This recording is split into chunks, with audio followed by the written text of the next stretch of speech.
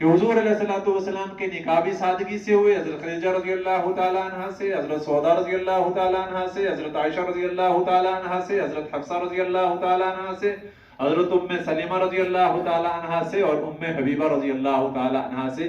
یہ 6 نکاح حضور کے، یہ آپ یاد رکھیں. اس سے آگے انشاءاللہ اگلے جمعے میں، وہ چونکہ اس جمعے میں نے ایک واقعہ عرض کیا تھا حضرت سلمان رضی اللہ تعالیٰ عنہ کا، تو وہ چونکہ بات نامکمل رہ گئی تھی تو اس کو بھی پورا کرنا ضروری ہے. وہ ایک تو میں نے وہ بتا دیا تھا کہ وہ اپنا پیغام دے کر کے حضرت ابو دردہ رضی اللہ تعالیٰ عنہ کو کسی گھر میں بھیجا، تو وہاں ابو دردہ کا اپنا نکاح ہو گیا، ان کا نہیں ہوا. اور انہوں نے کہا مجھے تو شرم، انہوں نے کہا نہیں، وہ لڑکی اللہ نے آپ کے نصیب میں لکھی ہوئی تھی. تو پھر ان کا نکاح ہوا قبیلہ کنہ میں. لیکن اس سے پہلے ایک اور واقعہ ان کا حضرت عمر رضی اللہ تعالیٰ عنہ سے پیش آیا کہ یہ جا رہے تھے تو حضرت عمر رضی اللہ تعالیٰ عنہ سے ملاقات ہوئی. تو حضرت عمر رضی اللہ تعالیٰ عنہ نے کہا کہ آپ اللہ کے بڑے پسندیدہ بندے ہیں.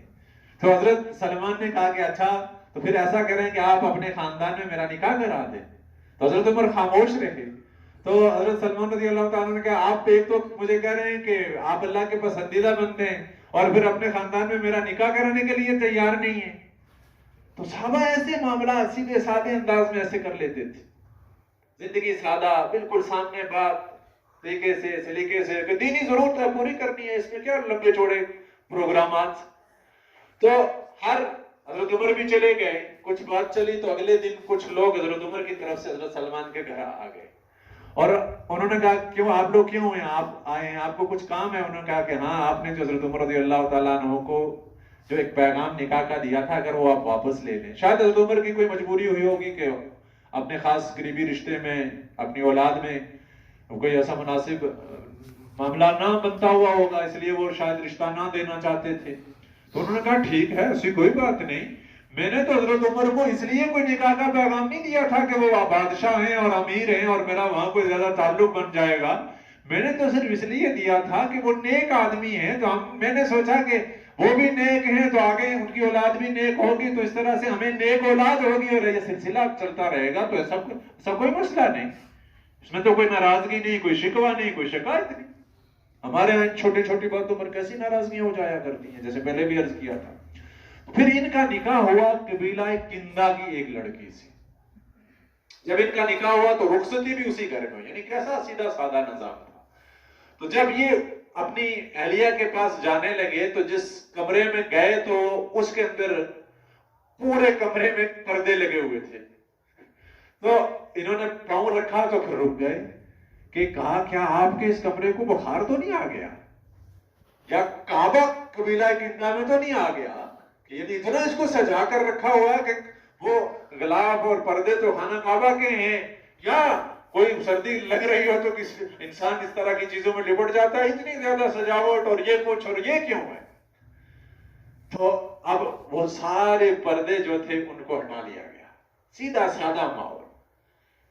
ہمارے یہاں کیا کچھ نہیں ہوتا شادیوں میں، اسی وجہ سے غریب بیچارہ پریشان ہی رہتا سارے زندگی کے کیسے کرو.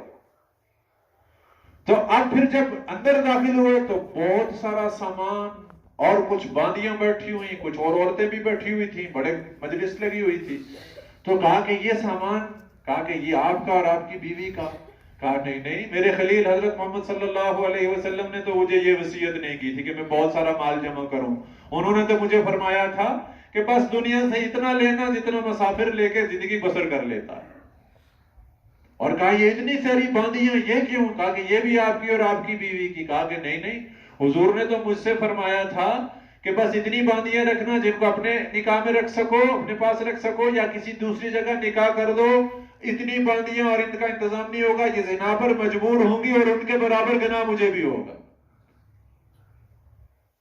یہ تو انسان کے جیسے پہلے بھی عرض کیا تھا کہ اللہ نے انسان کی فطرت میں رکھا ہے، یہ خواہش رکھی ہے. اب بر وقت نکاح نہ ہو تو پھر تو مسائل پیدا ہوتے ہیں. ساری ضرورت ہے، خواہش ہے. آج ہم نے شادی کو مشکل بنا دیا تو کتنا زنا پھیل گیا. کہا کہ نہیں نہیں، اتنی باندیوں کا تو میں انتظام نہیں کر سکتا، زنا پر مجبور ہوں گی، یہ نہیں چاہیے. اور پھر یعنی صحابہ ہر جگہ نیکی کا حکم دینا، بری بات سے منع کرنا، سادگی پر لانا، یہ ان کا طریقہ تھا. اور پھر ان جو اور بیٹھے ہوئے تھے ان کو کہا کہ بس ٹھیک ہے، اب آپ यहाँ से उठ के चली जाएं, आप मुझे मौका दें अपनी बीवी के साथ रहने का। तो वो सारी उठ के चली गई। कहा ठीक। तो फिर बीवी से कहा कि देखो, मुझसे हुजूर ने फरमाया था कि जब तुम्हारा किसी से निकाह हो तो बीवी से अल्लाह की इताअत पर जमा होना। बल्कि पहले कहा, क्या मैं तुम्हें कोई हुक्म दूं तो तुम मेरा हुक्म मानोगी?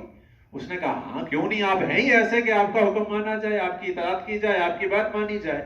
तो कहा कि हुजूर ने मुझे ये हुक्म फरमाया था कि जब मैं किसी से निकाह करूं और उससे मिलूं तो अल्लाह की इताअत पर मिलूं, लिहाजा मैं और तुम अल्लाह की इताअत पर मिलते हैं। और फिर पेशानी पर हाथ फेरा, जो सुन्नत तरीका है, और कहा कि तुम्हें कबूल है, ये मंजूर अल्लाह की इताअत? उसने कहा हाँ बिल्कुल। फिर दोनों जाकर नमाज के लिए खड़े हो गए और नमाज पढ़ी। नमाज पढ़ने के बाद रिवायत के अंदर आता है फिर वो दूसरी जगह चले गए और जो मियां बीवी का अज़वाजी ताल्लुक है वो कायम हुआ। और अगले दिन सुबह लोगों ने पूछा कि आपने अपनी बीवी को कैसे पाया? ये भी चूंकि अहम बात है, वक्त भी पूरा हो रहा, तो आपने इराज फरमाया। दूसरी दफा पूछा, फिर इराज फरमाया। तीसरी दफा पूछा, फिर इराज फरमाया। और फिर फरमाया देखो, अल्लाह ने दीवारें और पर्दे बनाए इसलिए हैं कि अंदर की चीजें अंदर पोशीदा रहें। बस जाहिरी हालात के बारे में पूछ लेना काफी होता है। ये चीजें मियां बीवी का खास ताल्लुक ये उनके दरमियान में है, किसी को ये हक नहीं पहुंचता। बहुत सारी जगहों पर ऐसी बातें, यानी ये बातें कहते हुए भी शर्म आती है, लेकिन ये हकीकत है कि बहुत सारे मर्दों में, औरतों में ये आदत है कि वो मियां बीवी के खास ताल्लुक की सारी सूरतें, क्या हुआ कैसे, ये बयान करते फिरते हैं। और हदीस में इसकी सख्त मुमानत है। हत्ता कि ये इसी मौके पर हजरत सलमान ने फरमाया कि हुजूर ने तो यही फरमाया था कि ये पोशीदा रहें, कि ये बातें जाहिर करने वाला ऐसे है जैसे एक गधा और गधी सीधे रास्ते में सबके सामने जुफ्ती कर रहे होते हैं। तो ये मियां बीवी की पोशीदा बातें बयान करने वाला है। इसलिए हमें सारी चीजों में हुजूर की सुन्नत को सीख करके उसके मुताबिक अपनी जिंदगी गुजारनी चाहिए। ये बहुत सारे सवाल